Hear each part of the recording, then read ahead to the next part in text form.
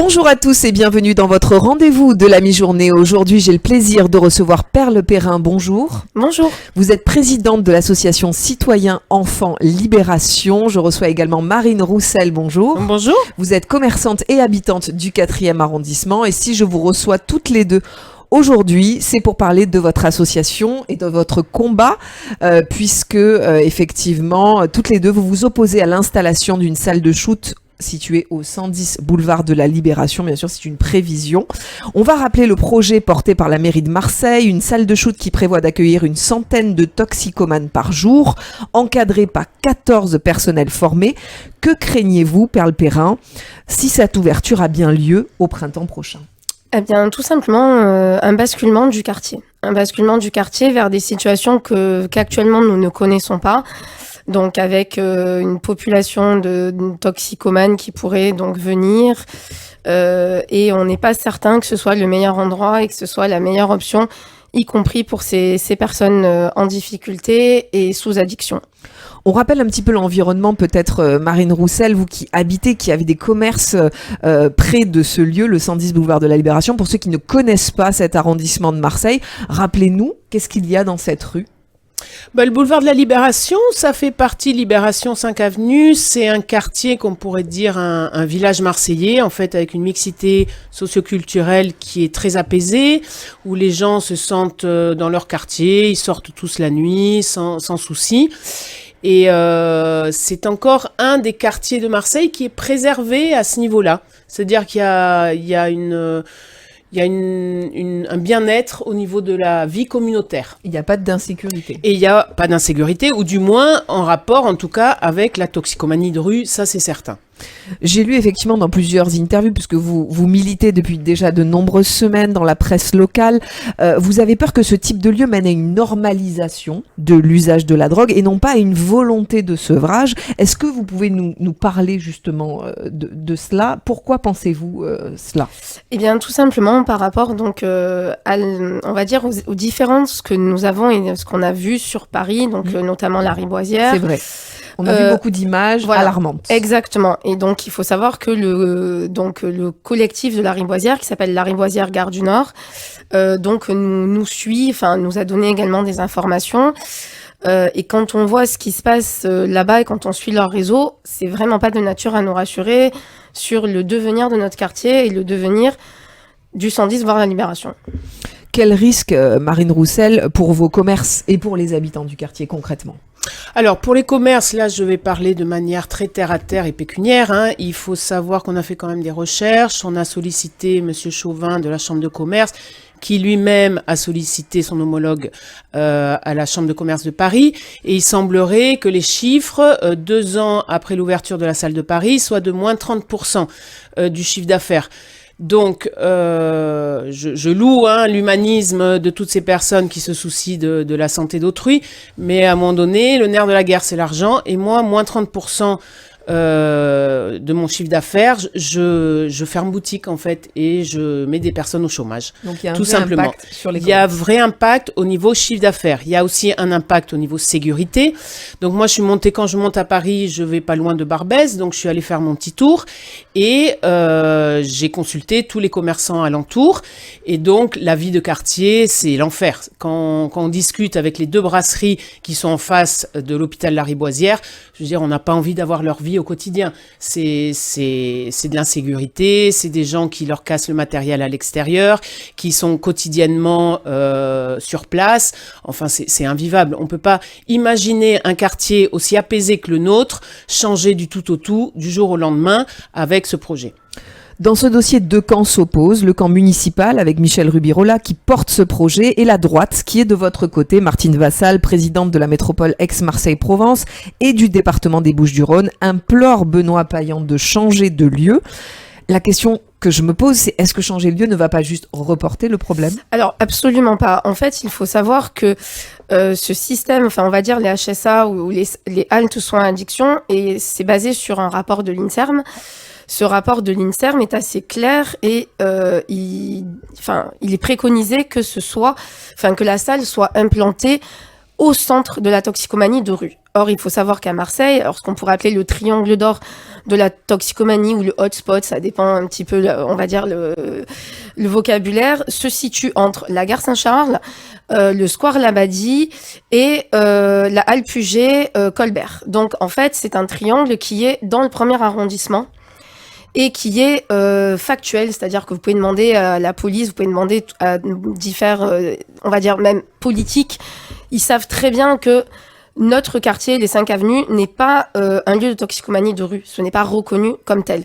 Donc si on veut vraiment répondre à une problématique et si on veut vraiment aider des personnes qui sont sous addiction, il faut se situer là où les toxicomanes sont. Et malheureusement, pour eux, ils ne sont pas aux 5 avenues, ils sont dans ce triangle d'or. Et initialement, le projet de la HSA devait voir le jour au sein du premier arrondissement, au sein de ce triangle d'or, c'était donc vers la rue Saint-Basile. Et malheureusement, la mairie n'a pas fait droit à son droit de préemption. Le lieu qui avait été initialement choisi a été vendu. Et donc aujourd'hui, le choix du 110 boulevard Libération n'est juste qu'un choix opportuniste, purement et simplement un choix d'opportunité, puisque les locaux appartenant à la ville de Marseille, ils peuvent être mis à disposition de Madame Rubirola et de l'association A Sud par simplement la volonté de Monsieur Benoît Payan. Mais pourquoi, selon vous, ils ont choisi le 110 boulevard de la Libération ? Par pur opportunisme. Mais par rapport à quoi ? Qu'est-ce qu'ils ont à gagner finalement à s'installer dans votre quartier ? Alors, j'ai envie de vous dire, il faudrait leur poser directement la question. Pour moi, ils n'ont rien à gagner. Et si ils maintiennent ce projet, ça sera un triple échec. Un échec, premièrement, pour la population qu'ils prétendent aider, c'est-à-dire ces personnes qui sont sous addiction, parce qu'il ne faut pas se voiler la face, ça existe. Les lieux de toxicomanie et les personnes qui s'injectent dans la rue, etc., aller rue des Héros, aller vers la halle Puget, aller vers Colbert, malheureusement, il y en a. Secondement, ça sera un échec tout simplement pour le quartier, puisque le quartier va changer du tout au tout. Vous pensez que les gens vont partir de ce quartier ? Oui, certains des membres du collectif et des habitants nous le disent. Et le troisième échec, ça sera au niveau de l'argent public, parce que l'argent qui aura été dépensé pour mener à bien ce projet, pour rénover l'espace, etc., sera perdu puisque la salle sera un échec et qu'il faudra de toute façon la fermer. Vous avez eu 2 réunions de concertation la semaine dernière qui ont été relayées dans la presse locale. Est-ce que vous voyez aujourd'hui une sortie de crise possible ? Ou est-ce que finalement les négociations sont à l'arrêt ? Les négociations, on n'est pas dans les négociations. Ils sont sourds, hein. Ils ne sont pas à l'écoute. Donc là, on parle pas de négociations. Par contre, la solution pour sortir vers le haut, c'est de trouver un autre lieu plus adapté. Et il y a des solutions.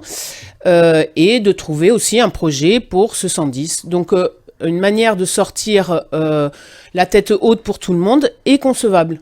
Alors justement, on va parler de ce projet du 110 boulevard de la Libération. Est-ce que vous pouvez nous en dire un peu plus ? Il faut savoir quand même que votre association, elle a été créée à l'annonce de cette ouverture, c'est bien ça ? Oui, en fait, dès qu'on l'a su, et on l'a su un petit peu aussi par indiscrétion et on peut dire par fuite, concrètement. C'était quand, à peu près ? Le 10 octobre, et on a su par la presse, donc l'info est sortie forcée par la presse, entre guillemets, le 13. Donc c'est vrai que nous, comme l'a dit justement Marine, en fait, le problème, c'est que pour moi, si vous me dites quelle est la définition d'une concertation, c'est-à-dire vous allez voir les gens et vous leur expliquez le projet. Et si nous avez expliqué ce projet en amont, il faut quand même savoir que moi, je suis également membre du CIQ Longchamp-Flammarion, donc je suis au conseil d'administration de ce CIQ, qui est donc concerné, puisque le CIQ comprend cet espace-là. Si les porteurs de projets étaient venus nous voir, y compris au sein du CIQ, on leur aurait expliqué pourquoi l'implantation, le lieu était mal choisi, pourquoi ça ne fonctionnerait pas et pourquoi ça conduirait à un échec global pour tout le monde. Or, on a eu le sentiment qu'en fait, la décision avait été prise, qu'il fallait absolument la tenir secrète. Et ensuite, nous, en gros, nous dire, nous présenter le truc en disant, tenez, demain ça ouvre, etc. Oui, parce que c'est pour printemps prochain, donc j'ai envie de dire, c'est dans quelques mois. C'est ça. Et quand nous, on a vu ça, alors que le printemps marseillais, il faut quand même dire aussi les choses, s'était fait élire en disant qu'il y allait avoir une démocratie participative. Or, la démocratie participative, pour moi, ce n'est pas l'imposition, c'est le dialogue. Or là, on ne dialogue pas, on impose un projet. Et quand on tente de leur expliquer pourquoi, eh bien, effectivement, là, c'est un dialogue de sourds. Ils nous disent que nous ne comprenons rien, que ça se passera super bien et qu'il ne faut pas s'inquiéter de ce qui se passe à Paris parce que nous sommes à Marseille. Alors, justement, parce que nous sommes à Marseille, nous nous inquiétons, puisque à Marseille, il y a un problème de drogue, de deal, et on va dire de personnes qui meurent du narcotrafiquant. Donc, quand on nous dit que non, ça se passera super bien, je suis désolée, pour moi, c'est juste une promesse qui est juste irréaliste au vu de la situation dans tous les quartiers marseillais. Est-ce que vous comprenez malgré tout, Marine, la nécessité de ce type d'endroit pour les toxicomanes? Alors, effectivement, dans des endroits choisis, concertés, consultés, mais on est d'accord que votre association ne s'oppose pas à l'ouverture de salles de shoot. Tout à fait. Non, on n'est absolument pas contre le principe d'une HSA, qui est donc une halte sans addiction. Maintenant, ce sont des projets qui se réfléchissent. Donc, par exemple, l'idéal d'une HSA, c'est le cas de Strasbourg, qui se situe dans un hôpital hors habitation, avec un parc immense, qui est associé avec un centre de sevrage et qui propose même des habitations transitoires. Donc, c'est un projet qui est quand même plus constructif et plus poussé que ce qu'on propose au 110 boulevard de la Libération. Il y a des solutions pour ce genre de HSA et on n'est absolument pas contre. On a lu, maintenant ça fait 2 mois qu'on est sur le sujet, donc on en a lu des dossiers et effectivement ça... Alors, il faut savoir que la HSA, quel est le but d'une HSA? Donc déjà pour les auditeurs, il faut savoir qu'une HSA s'adresse à la toxicomanie de rue, la plus précaire. Donc on accueille ces personnes qui viennent consommer leur drogue. Il faut pas, parce que beaucoup de personnes confondent avec un centre de sevrage. Dans une HSA, il n'y a pas de sevrage et on ne propose pas de méthadone ou de substitut quelconque. Donc les gens viennent avec leur drogue. Par contre, on leur propose du matériel stérile et sous supervision médicale. Et ensuite, ils repartent. Donc, quel est le but de cette HSA? C'est de limiter les infections par VIH et les hépatites C. Et aussi, en l'occurrence, de calmer un peu tout ce qui est au niveau riverain, dans les points de deal habituels, tout ce qui est nuisance. Voilà, pour les riverains. Que ça va importer potentiellement des points de deal. C'est ça. C'est que le problème, c'est qu'actuellement, le 110 boulevard de la Libération est une zone tout à fait tranquille. Le problème, c'est qu'en important des points de deal, non seulement on ne va pas assainir les points de deal existants, donc entre Colbert, Saint-Charles et Réformé, qui existeront toujours, mais en plus, on va créer artificiellement un second point de deal. Puisqu'il faut pas être naïf, en fait. À partir du moment où il y a des toxicomanes, il y a des dealers. Là, faut pas avoir fait Saint-Cyr pour comprendre ça. Donc, nous, on est très inquiets, parce qu'à la limite, vous transportez le problème dans un autre périmètre, si vous en assainissez un autre, à la limite, pour les politiques, je peux concevoir que ce soit intéressant. Mais là, non, là, on va dupliquer le problème. Du coup, qu'est-ce que vous envisagez? Votre projet sur le 110 boulevard de la Libération, j'imagine que votre association, du coup, a réfléchi à une alternative à cette ouverture? Alors, d'abord, tout à fait. D'abord, l'idée, c'est d'avoir une concertation, donc en gros, que tous les acteurs de ce projet-là se mettent autour de la table, donc avec nous, avec le CIQ, avec les porteurs de projets, et déjà que l'on trouve d'abord, on va dire, l'endroit qui convient pour cette HSA. Parce que, comme l'a dit Marine à juste titre, il faut aider ces personnes. Il ne faut pas se voiler la face. On n'est pas des nimbistes qui disons non, ça n'existe pas. C'est faux. On est conscient que ceci existe et qu'il faut aider ces personnes-là parce qu'effectivement, la toxicomanie de rue, ce n'est pas possible et ce n'est pas le lieu pour personne. Donc, déjà, le premier sujet est là. Ensuite, nous, on est prêts, donc effectivement, une fois que le lieu aura été trouvé et la solution trouvée pour tout le monde, à demander donc à la mairie d'être associée au devenir du 110 boulevard Libération. Parce que, pourquoi je vous disais tout à l'heure, c'est que c'est un choix opportuniste. Il faut savoir que jusqu'à présent, ce lieu était destiné à la formation des personnels municipaux. Or, la formation des personnels municipaux mairie centrale est déplacée à partir du 1er janvier à la Tour Méditerranée. Donc, le lieu est vide.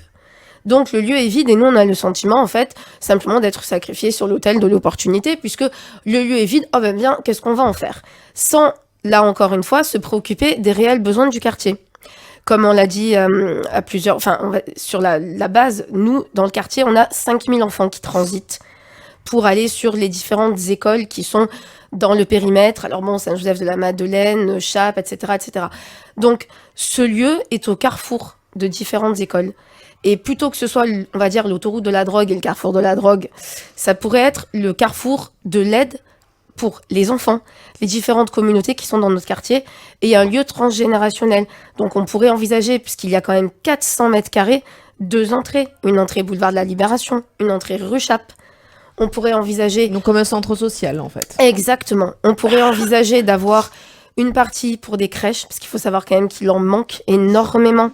Et que même dans le quartier, on a beaucoup de nounous qui sont aussi très concernées par ça, parce qu'elles sont avec 3 ou 4 enfants, des poussettes, des enfants qui baladent, qui vont jusqu'au Palais Longchamp. Donc, effectivement, il y a une dimension, on va dire, pour les personnes âgées, il y a une dimension pour les personnes comme moi et Marine, voilà, et il y a aussi une dimension pour les enfants et pour les personnes qui laissent leurs enfants aller à l'école tout seuls, etc., etc. Donc, on pourrait envisager totalement un lieu transgénérationnel là-dedans et avec éventuellement une dimension culturelle, parce que par exemple, on a dans le quartier des structures type le S13 ou bien les maisons du Balage, mais elles sont ouvertes que en semaine. Or, les personnes qui ont un certain âge, elles sont aussi isolées le week-end. Pourquoi ne pas aussi créer un lieu qui permette d'avoir une activité pour les personnes âgées en week-end? Des propositions sur cet endroit, on peut leur en fournir à la mairie centrale, à la mairie du 4-5, à monsieur Didier Jo, mais simplement, dans un premier temps, et je pense qu'il faut vraiment se poser là-dessus, il faut trouver un lieu pour cette HSA dans Marseille. Et ensuite, on demande à être associé sur un projet complémentaire et annexe au 110, sur lequel, rassurez-vous, on a plein de propositions. Donc, on en est où là aujourd'hui? On est la mi-décembre, juste avant les fêtes de fin d'année. Qu'est-ce qui se passe? Quelle est l'analyse de la situation à la veille de 2024? Est-ce que vous envisagez un changement au niveau de la mairie et potentiellement, est-ce qu'ils peuvent changer d'avis sur cet endroit précis? Nous, ce qu'on attend, c'est que la mairie centrale et monsieur Payan nous contactent, prennent contact avec nous. Vous n'avez jamais eu affaire à monsieur Payan? Absolument pas. Absolument pas. Nous avons donc vu monsieur Didier Jo, le maire du 4-5, qui nous a dit que lui, maintenant, sous-entendu, il avait signé le projet, donc c'était madame Rubirola. Madame Rubirola et l'association A-Sud qui porte le projet nous disent que non, ça va très bien se passer, et je pense pas qu'ils aient envisagé un autre lieu. Ensuite, vous avez rencontré madame Rubirola? Oui, je l'ai rencontrée à plusieurs reprises, effectivement. Et alors, il en est sorti quoi de ces conversations, Rien. de ces échanges? Rien du tout. Rien, absolument rien. Même les concertations de la semaine dernière, on y est allé avec beaucoup de questions. Nous n'avons eu en fait aucune réponse. Puisqu'il faut quand même savoir que dans notre collectif, il y a des médecins, il y a des professionnels de santé du secteur, il y a des personnes qui ont lu, y compris moi-même, y compris d'ailleurs Marine également, le rapport de l'INSERM, le cahier des charges. Et on est allé avec des vraies questions factuelles. On peut vous fournir la liste si vous voulez. Nous n'avons eu aucune réponse. Qu'est-ce qu'ils vous répondent? Eh bien, ils sont quand même en face de vous. Non, ils nous répondent que, en fait, il ne se passera rien de tout ce que nous voyons à Paris, que, en donc fait, des choses très global. Exactement. Très global. En fait, comment ça s'est passé? Je me permets de te couper. Bien sûr, je t'en prie. C'est surtout le lundi. Le mercredi, on s'est un peu révolté et on leur a dit niet. Mais le lundi, donc monsieur Crémieux, qui est le directeur de la PHM, en fait, passait le micro dans le public et il prenait 4-5 questions en même temps. Donc, c'était pas du tac au tac, on répondait pas du tac au tac. Donc, évidemment, quand on fait une réponse globale à 5 questions, on répond ce qu'on veut. Voilà. Donc, ils ont fait, c'était vraiment une pantalonnade, cette réunion. Vous n'êtes pas sorti satisfait? Absolument pas. Absolument pas. Donc, le mercredi, quand on a vu que la tournure des événements était la même, on a décidé de leur dire que ce n'était pas une concertation, mais une mascarade, et à laquelle nous ne participions pas. D'ailleurs, sur le même modèle que ce qu'avaient fait les commerçants 10 jours auparavant. Oui, tout à fait. Et alors là, on en est où? C'est-à-dire que, est-ce que des nouvelles réunions de concertation vont avoir lieu? Est-ce que début janvier, peut-être, des travaux vont commencer? Dans ces cas-là, vous allez mener des actions? Comment ça va se passer? Bah écoutez, là, on est en stand-by. Nous, ce qu'on aimerait, c'est que monsieur Payan se prononce sur le sujet. On le pousse à se prononcer. Parce que pour l'instant, besoin d'entendre le maire de Marseille. Bien sûr. Oui. C'est ça, c'est que pour l'instant, il soutient le projet, mais on ne l'entend pas. Il n'y a que madame Rubirola qui se prononce.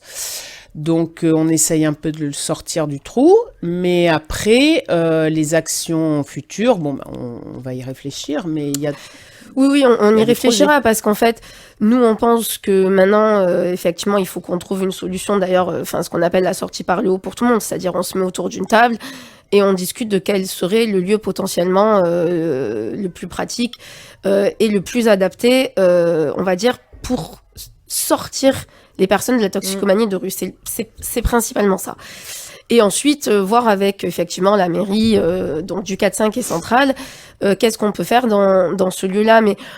Mais vraiment, il faut vraiment être conscient qu'en fait, il y a vraiment un vrai problème de toxicomanie sur le triangle d'or dont on parlait tout à l'heure. Et ça, pour le coup, il faut vraiment que ce soit... si on peut, alors régler, c'est un bien grand mot, mais prise en charge. Et puis vous luttez aussi évidemment pour préserver le calme dans votre quartier, oui, boulevard de la Libération. Effectivement. Alors c'est vrai que sur Marseille, il y a des endroits qui sont, on va dire, relativement apaisés, d'autres non. Nous, on est dans un quartier qui est calme, qui est apaisé, sur lequel, on n'a pas... Alors, il y a des petits problèmes, évidemment, de délinquance ou autre, comme dans d'autres quartiers sur Marseille, mais c'est pas vraiment prégnant dans le sens où, encore une fois, les personnes dont je fais partie, mes parents également, nous sortons de chez nous sans regarder derrière notre épaule, en fait. Et pour l'instant, il ne se passe pas grand-chose dans le quartier. Et on souhaiterait que ça continue. On vous suivra évidemment dès janvier, dès la rentrée, pour savoir où ça mène, puisque vu que le projet est prévu pour le printemps, Tout à fait. Ça va très vite se décider finalement dans les 4 prochains mois. Oui. On va savoir ce que la ville de Marseille va décider et quelles actions potentiellement votre association va mener. Alors, il faut savoir que là, pour l'instant, pour valider le projet, ce n'est pas la ville de Marseille. On n'attend plus rien de la ville de Marseille. Ça, c'est nous, à titre personnel, au niveau du collectif. On veut que Payan se prononce. Mais en fait, pour valider le projet, là, il faut la validation des 3 ministères. Intérieur, santé, éducation. Donc, tant que c'est pas validé par les ministères, le lieu n'est pas validé. Est-ce que vous pensez que potentiellement vos actions vont peser sur leur point de vue ? C'est ce qu'on espère. Oui, tout à fait. C'est ce qu'on espère. Voilà, il faut savoir quand même qu'on leur a écrit au nom du collectif. Les professionnels de santé, encore une fois, qui sont dans le collectif, ont écrit à l'ARS PACA. Nous avons écrit avec également le CIQ, donc à ces 3 ministères, également au préfet, donc 2 régions, police et préfecture des Bouches-du-Rhône, donc ici, de manière à ce que tout le monde soit bien au courant on va dire, de notre action et pourquoi on est contre. Et pour aussi bien leur signifier que nous serons très vigilants.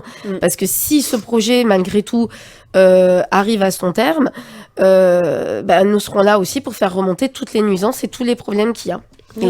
Et faire des encours, je pense qu'on va aller plus loin que ça. Et là, pour le coup, effectivement, nous sommes même prêts à aller en justice. C'est pour ça qu'aujourd'hui, le collectif citoyen s'est monté en association. Et puis dès janvier, on sollicitera Madame Rubirola sur ce sujet et on la questionnera par rapport aux doutes évidemment de ce projet. Merci beaucoup Marine Roussel et Perle Perrin, donc présidente et membre de l'association Citoyens Enfants Libération qui s'oppose à cette installation au 110 boulevard de la Libération de cette salle de shoot. À très bientôt et bon courage pour vos actions. Merci pour votre accueil. Pour voir ou revoir cette interview, n'hésitez pas à aller sur notre site internet radiojm.fr, nos applications Facebook, Instagram et bien sûr sur votre téléphone portable. Très bel après-midi à tous sur le 90.5.